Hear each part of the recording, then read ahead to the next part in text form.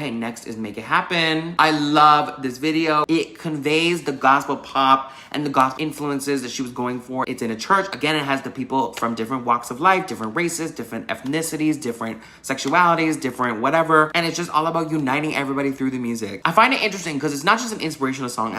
It's heavily religious, but it's also an anthem that uplifts anyone in a tough spot. So that can usually be alienating to a lot of people. But Mariah blends the gospel influences with pop and contemporary images so well that it just works. And I also love how Mariah just has a soundtrack for everything. Like Make It Happen, you can use it at graduations, weddings, funerals, literally like the Whitney quote. You know, whenever you're just struggling, you can just put that on amongst her other inspirational songs. And I think it's so important in your catalog to have a soundtrack for every moment. Not trying so hard to do it because that can also look cheap and like you're like a sellout. But I think Mariah really did it in a very classy and tasteful way, in that it was just natural because she loved gospel music.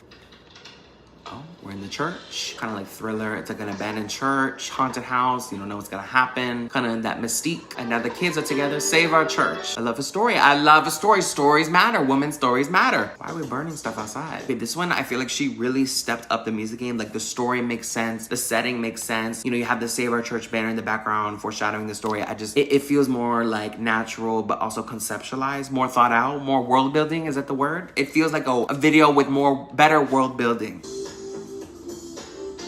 And her outfit in this, leather jacket, black top, jeans, and a belt. Again, not just relatable, because I don't think she was doing it on purpose, but I just think that's who she is and what she wore. But it feels so much more accessible. Like if I wanted to do a photo shoot right now, recreating Mariah's early 90s style, I could do it because I have most of the stuff that she has in my closet. So you want to root for her when you see her accessible like this.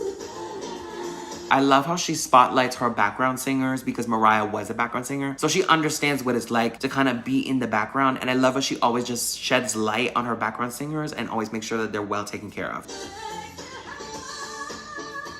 I really love the camera work in this. I love how they utilize the light coming in from the windows and the different architecture of the church, like those clover shapes. I don't know what they're called. I love how they shoot her through that. I love the guy dancing in the light of the window with the kind of purple hue of the stained glass windows. I love how they're showcasing all different angles of the church. Like it's really good cinematography. Another thing I would say is my church was not like this, because let me tell you, if my church did like parties or like songs like this or music like this, I would be there every Sunday. I'm just saying. I love how they're integrating the sounds of the crowd and the claps. It just makes it more inclusive and it makes it more like you're called to join as the viewer. I love that. That was really cute. Honestly, one of my favorite music videos from her. It just makes me smile. Like, how can you not smile watching that?